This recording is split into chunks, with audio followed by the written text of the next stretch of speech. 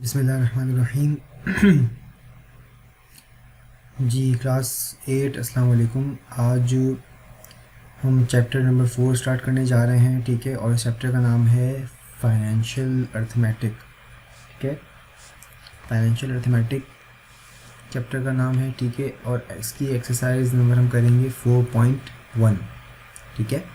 और इस एक्सरसाइज करने से पहले सबसे पहले हम समझेंगे इस एक्सरसाइज में कि डायरेक्ट प्रोपोर्शन क्या होता है, ठीक है। और नंबर 2 इन्वर्स प्रोपोर्शन, ठीक है। तो बच्चों, इन्वर्स प्रोपोर्शन क्या होता है और डायरेक्ट प्रोपोर्शन क्या होता है, इन दोनों चीज़ों को समझने से पहले हम सबसे पहले समझेंगे कि प्रोपोर्शन क्या होता है, ठीक है। प्रोपोर्शन क्या होता है? दो रेशो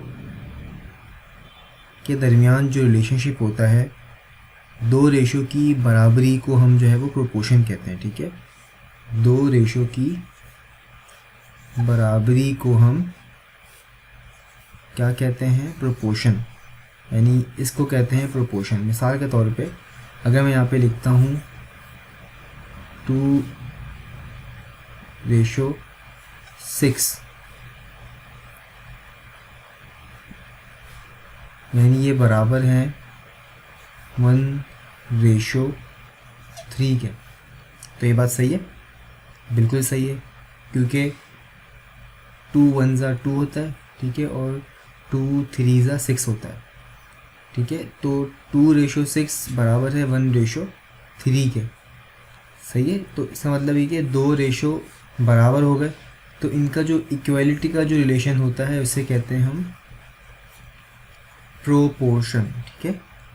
अब प्रोपोर्शन के अंदर दो कॉन्सेप्ट आते हैं, एक तो डायरेक्ट के और एक इन्वर्स के, ठीक है। अगर हम पहले बात करते हैं डायरेक्ट प्रोपोर्शन की, तो डायरेक्ट का मतलब क्या होता है कि अगर किसी एक चीज़ में इंक्रीज़ हो रहा है, अगर किसी एक चीज़ को हम इंक्रीज़ करेंगे तो दूसरी चीज़ भी इंक्रीज़ हो जाएगी, और अगर किसी एक चीज़ को हम डिक्रीज़ कर देंगे तो दूसरी चीज़ भी क्या हो जाएगी? डिक्रीज़ हो जाएगी, ठीक है। यानी इसका मतलब ये हुआ कि किसी एक चीज़ के को बढ़ाने से दूसरी चीज़ क्या हो रही है? बढ़ रही है। और किसी एक चीज़ को कम करने से दूसरी चीज़ क्या हो रही है? कम हो रही है, ठीक है। यानी अगर एक चीज़ को हम कम कर रहे हैं तो दूसरी चीज़ भी क्या हो रही है? कम हो रही है, ठीक है। और अगर एक चीज़ को हम बढ़ा रहे हैं तो दूसरी चीज़ क्या हो रही है? बढ़ रही है। तो इसे हम कहते हैं डायरेक्ट प्रोपोर्शन का कॉन्सेप्ट। और इन्वर्स प्रोपोर्शन में क्या होता है? उसका अलग होता है। इन्वर्स प्रोपोर्शन में एक चीज़ को बढ़ाएंगे तो दूसरी चीज़ क्या होगी? कम होगी। एक चीज़ बढ़ाएंगे तो दूसरी चीज़ कम हो जाएगी, ठीक है। तो इसकी एग्जांपल लेते हैं। सबसे पहले हम डायरेक्ट की एग्जांपल करेंगे, इसके बाद फिर इन्वर्स की एग्जांपल करेंगे, ठीक है। तो हमारे पास सबसे पहले डायरेक्ट प्रोपोर्शन की एग्जांपल क्या है? If the price of 12 eggs is ₹96, how many eggs can be bought with ₹80। देखें यहाँ पे दो चीज़ों का जिक्र कर रहा है, एक तो प्राइस का और एक एग्स का, ठीक है। तो यहाँ पे लिखेंगे प्राइस और यहाँ पे लिख देंगे एग्स, ठीक है। यहाँ पे हम प्राइस में उसकी करेंसी पीस। अच्छा, अब देखिए, अगर कह रहा है कि 96 रुपये के 12 अंडे हैं, ठीक है। तो कह रहा है हाउ मेनी एग्स, तो कितने एग्स होंगे तो हमें नहीं पता, तो हम यहाँ पे लगा देंगे एक्स, ठीक है। How many eggs can bought with ₹80। तो कह रहा है कि एक्स अंडे जो है वो 80 रुपये में आएंगे, यानी कितने अंडे 80 रुपये के अंदर आएंगे, ठीक है। तो अब मैं आपसे सवाल करता हूँ, आप बताइए कि अगर 96 रुपीज़ के 12 अंडे आ रहे हैं तो 80 रुपये अगर हम की प्राइस कर दें, अगर 80 रुपये, अगर 96 रुपीज़ के 12 अंडे आ रहे हैं तो 80 रुपये के फिर अंडे 12 से कम आएंगे, ज़्यादा आएंगे? तो अंडरस्टूड बात है कि अगर 96 के 12 आ रहे हैं तो 80 के वो 12 से कम आएंगे, ठीक है। इसका मतलब है कि अगर हमने प्राइस को डिक्रीज़ किया तो एग्स की क्वांटिटी भी क्या हो गई? डिक्रीज़ हो गई। यानी एक चीज़ कम करने से दूसरी चीज़ क्या हो रही है? कम हो रही है। तो ये जो रिलेशनशिप इनके दरमियान है वो कौन सा रिलेशनशिप है? वो इनके दरमियान है डायरेक्ट रिलेशनशिप है, ठीक है, डायरेक्ट प्रोपोर्शन की रिलेशनशिप है, ठीक है, यानी इन दोनों के दरमियान जो रिलेशनशिप है वो डायरेक्ट प्रोपोर्शन का है, ठीक है। अब 96 ऊपर divide by 80 equal to 12 divide by x. अब देखिए एक्स फाइंड करना है हमें, 12 80 यहाँ पे डिवाइड हो रहा है, यहाँ जाके मल्टीप्लाई हो जाएगा, ठीक है। तो यहाँ बचिए 96, यहाँ 12 multiply by 80 divided bye x, ठीक है। अब यहाँ पे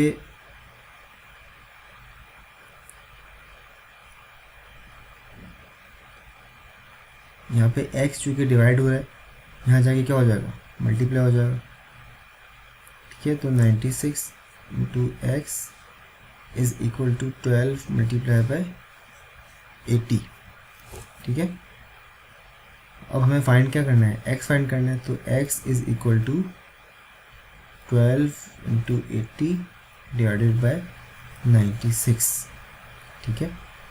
इसको हम सॉल्व करेंगे तो हमारे पास x की वैल्यू क्या आ जाएगी, हमारे पास x की वैल्यू आ जाएगी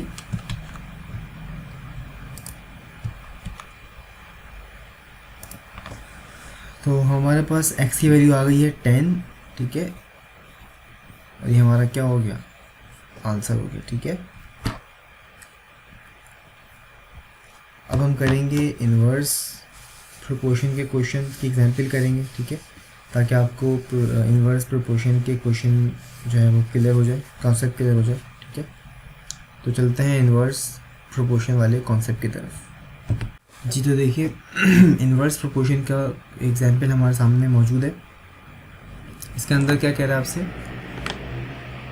इसके अंदर कह रहा है कि 10 men have ration for 21 days, ठीक है, in a camp. If 3 men leave the camp for how many days will the ration be sufficient for the remaining man, ठीक है।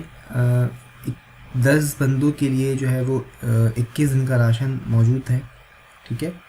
उन 10 बंदों में से 3 बंदे जो है वो कैंप छोड़ के चले जाते हैं, 3 बंदे कम हो जाते हैं। तो अब आपसे कह रहा है कि वो जो 21 दिन वाला राशन है, अब उनको वो राशन कितने दिन जो है वो चलेगा, जो बंदे 7 बंदे रह गए ना, उन बंदों को वो राशन कितने दिन चलेगा, ठीक है। जब 10 बंदे थे तो 21 दिन चल रहा था राशन, उनके लिए सफिशिएंट था। अब उस 10 बंदों में से 3 बंदे जो है वो चले गए, बंदे कम हो गए, ठीक है, 7 बंदे रह गए। तो अब 7 बंदे रह गए तो अब वही राशन जो है उनको कितने दिन चलेगा, ठीक है।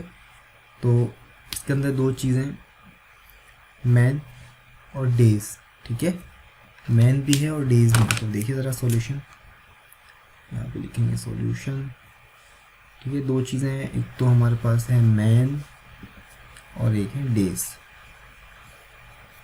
ठीक है बच्चों। देखें बंदे, मैन 10 बंदे थे और 21 दिन तक राशन उनको सफिशिएंट था, ठीक है।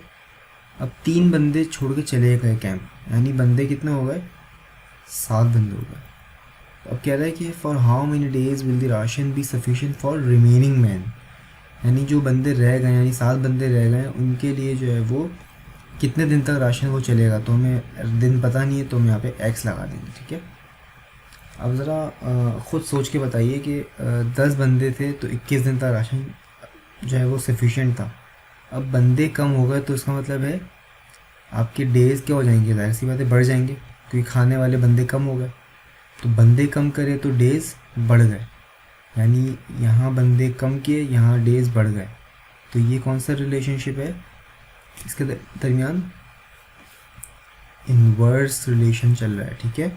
इन्वर्स प्रोपोर्शन इसके दरमियान है, यानी बंदों को कम किया तो यहाँ पे क्या हो गया, डेज क्या हो गया, बढ़ गए, ठीक है।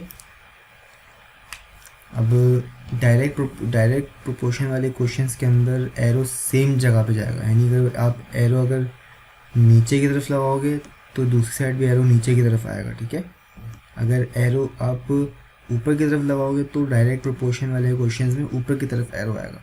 लेकिन इन्वर्स के अंदर अगर आप एरो नीचे लगा रहे हो तो डेज़ के लिए भी आपको एरो अलग ऊपर लगाना पड़ेगा, अपोजिट साइड पे लगाना पड़ेगा, ठीक है। फॉर एग्जांपल अगर मैं यहाँ पे जो है एरो लगा दूँ ये, तो फिर यहाँ मुझे ये लगाना पड़ेगा क्योंकि यहाँ पे इन्वर्स रिलेशन है, ठीक है। तो अब यहाँ पे देखें, यहाँ पे 10 डिवाइड बाई 7, यहाँ पे x है। अब देखें यहाँ पे 10 जो है वो ऊपर था, तो यहाँ पे x ऊपर रहेगा, ठीक है, क्योंकि हेड के ऊपर x है, यहाँ पे हेड के ऊपर 10 था, ठीक है, डिवाइड बाई 21। अब मैं x फाइंड करना है, ठीक है। 21 डिवाइड हो रहा है, यहाँ जाके मल्टीप्लाई हो जाएगा, तो 10 multiply by 21 divide by 7 is equal to x। अब देखिए हम इसको सॉल्व करेंगे, 7 × 7, 7 3 21, ठीक है, और 3 10 30, तो x की वैल्यू क्या आ गई 30, यानी 30 डेज़, क्योंकि डेज़ के नीचे x है, तो ये हमारा क्या हो जाएगा, आंसर हो जाएगा, ठीक है। तो स्टूडेंट्स हमने डायरेक्ट रिलेशन और इनडायरेक्ट प्रोपोर्शन के इनवर्स प्रोपोर्शन के क्वेश्चंस को हमने एग्जांपल देखी से समझा है इस कॉन्सेप्ट को। अब हम जो है वो इस एक्सरसाइज का बाकायदा आगाज़ करते हैं, स्टार्ट करते हैं एक्सरसाइज 4.1 का क्वेश्चन नंबर 1 से, ठीक है।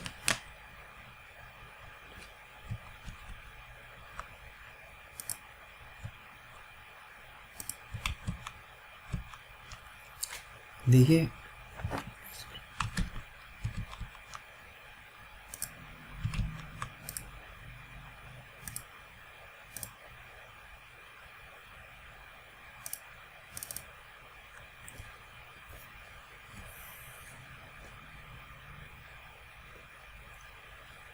तो हमारे पास क्वेश्चन नंबर 1 हमारे सामने है, ठीक है। और इस क्वेश्चन में कह रहा है कि 30 man repair a road in 56 days by working 6 hours daily, ठीक है। यानी 30 बंदों ने जो है वो 56 दिन में वर्क करके रोड को रिपेयर किया और डेली 6 घंटे काम करके, ठीक है। अब देखें इस क्वेश्चन के अंदर जो है ये कंपाउंड प्रोपोर्शन के क्वेश्चन हैं, ठीक है। जैसे कहता है कंपाउंड प्रोपोर्शन, तो कंपाउंड प्रोपोर्शन वो प्रोपोर्शन होता है जिसके अंदर एक से ज़्यादा रेशो, ठीक है, यानी एक से ज़्यादा रेशोज़ को हम कंपाउंड प्रोपोर्शन कहते हैं, ठीक है। तो आपको घबराना नहीं है, ठीक है, और क्वेश्चन बहुत कंसंट्रेशन से समझना है। अगर आपने क्वेश्चन समझ लिया तो आपने जो है वो आंसर आपको कोई मुश्किल नहीं होगा। क्वेश्चन को समझना बहुत ज़रूरी है, ठीक है। तो कंसंट्रेशन से समझेगा क्वेश्चन को। 30 man repair a road in 56 days by working 6 hours daily. In how many days 45 men will repair the same road by working 7 hours daily? ठीक है, अगर 30 बंदे रिपेयर कर रहे हैं रोड 56 दिनों में, ठीक है, और 6 घंटे काम करके डेली, तो अगर बंदे 45 कर दिए जाएं, बंदे 45 कर दिए जाएं और वो जो है वो 7 घंटे काम करें, यानी बंदे बढ़ा दिए, घंटे बढ़ा दिए, तो हाउ मैनी डेज़, यानी कितने दिन में फिर वो रोड को रिपेयर करेंगे, ठीक है। वही रोड है, ठीक है, कितने घंटों में वो, कितने दिनों में वो रिपेयर करेंगे। यहाँ पे 3 चीज़ें आ गई ना हमारे पास, यानी मैन आ गया एक चीज़, ठीक है, डेज आ गया और आवर्स आ गया, ठीक है। हम लिखेंगे यहाँ पे सॉल्यूशन, ठीक है। यहाँ पे आ गया मैन, यहाँ पे आपके आ गए डेज,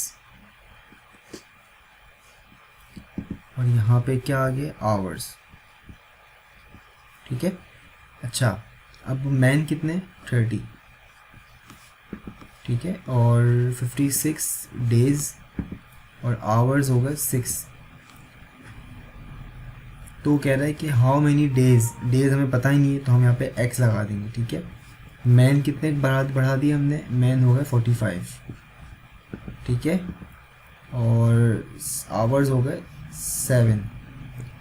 अब देखें कंपाउंड प्रोपोर्शन के जो क्वेश्चंस हैं उसको सॉल्व किस तरह करते हैं। हम x वाले जो x वाली जो कमोडिटी है उसको हम कंपेयर करेंगे इन दोनों से, यानी एक्स वाले कॉलम को कंपेयर करेंगे इन दोनों से, ठीक है। तो जब हम एक्स वाले कॉलम को कंपेयर करेंगे इससे, तो इसको हम भूल जाएंगे, ठीक है, इसको छुपा देंगे, सही। और फिर जब हम एक्स वाले कॉलम को कंपेयर करेंगे इससे, तो फिर इस वाले कॉलम को भूल जाएंगे, ठीक है। तो अब देखिए कि पहले हम कंपेयर करेंगे इन दोनों को, ठीक है। जब इन दोनों को कंपेयर करें तो उसको आप भूल जाइए, ठीक है। तो अब बताइए मुझे कि बंदे हैं 30 और बंदे बढ़ा दिए, तो अगर बंदे किसी काम में बढ़ा दिए जाएं, बंदे अगर रोड बनाने में बढ़ गए, तो इसका मतलब है अगर 30 बंदे 56 दिनों में काम मुकम्मल कर रहे थे, तो अगर मैं बंदे बढ़ाऊंगा तो डेज़ क्या हो जाएंगे, कम हो जाएंगे या ज़्यादा हो जाएंगे, डेज़ कम हो जाएंगे, ठीक है। क्यों कि जो बंदे 30 दिन में 56 दिनों में काम कर रहे थे, अगर बंदों को बढ़ा दिया जाए, बंदों की क्वांटिटी बढ़ा दी जाए तो डेज़ कम लगेंगे, ठीक है। इसका मतलब है कि बंदे अगर बढ़ेंगे तो डेज़ क्या हो जाएंगे, कम हो जाएंगे, ठीक है। इन दोनों के दरमियान जो रिलेशनशिप है वो क्या है, इनवर्स प्रोपोर्शन का रिलेशनशिप है, ठीक है। अब इस कॉलम को भूल जाए, अब डेज़ और आवर्स की बात कर रहे हैं, ठीक है। 56 दिन लग रहे थे, ठीक है, और 6 घंटे डेली आवर्स काम कर रहे थे। अगर घंटे बढ़ा दिए जाएँ डेली, तो दिन बढ़ेंगे कम होंगे, दिन कम हो जाएंगे, क्योंकि 6 घंटे काम कर रहे थे, 56 दिन लग रहे थे। अब 7 घंटे काम करेंगे तो दिन क्या लगेंगे, कम लगेंगे, ठीक है। इसका मतलब है घंटों को बढ़ा दिया तो डेज़ क्या हो गए, कम हो गए, ठीक है। यानी घंटे बढ़ गए तो डेज़ क्या हो गए, कम हो गए, ठीक है। तो इन दोनों के दरमियान जो रिलेशनशिप है वो इन्वर्स प्रोपोर्शन है, ठीक है। यहाँ पे लिखेंगे हम, ये हेड है, ये एरो का हेड है, तो यहाँ पे नंबर 30 आया तो ऊपर आ गए, ठीक है, और 45 नीचे। इसी तरीके से मल्टीप्लाई बाय, अब देखें एक्स चूँकि हमें फाइंड करना है, ठीक है, तो हम एक्स की वैल्यू जो है वो इजिकल टू के बाद लिखेंगे, ठीक है। अभी हम लिखेंगे, देखें यहाँ पे 6 आ रहा है, ठीक है, हेड पे 6 है, तो यहाँ पे इसी पैटर्न पे 6 लिखेंगे divided by 7 is equal to के बाद फिर ये कॉलम लिखेंगे, ठीक है। यहाँ पे हेड पे क्या है, एक्स, तो एक्स डिवाइडेड बाय 56, ठीक है। अब देखिए हमें चूँकि एक्स फाइंड करना है, तो 56 जो है वो डिवाइड हो रहा है, वहाँ जाके मल्टीप्लाई हो जाएगा, तो 30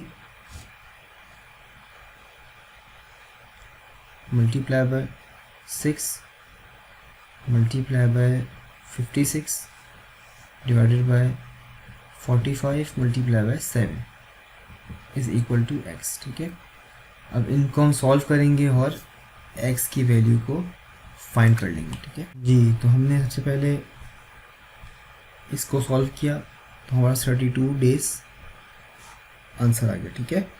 ये हमारा क्या होगा, आंसर होगा, यानी 32 डेज़ अगर हम बंदे बढ़ा दिए जाएं तो 56 दिनों में जो काम हो रहा था वो काम होगा 32 दिनों में, ठीक है। और इसी तरीके से अगर हम घंटों को बढ़ा देंगे तो भी हमारे जो है वो डेज़ क्या हो जाएंगे, कम हो जाएंगे, ठीक है। ये हमारा आंसर हो गया।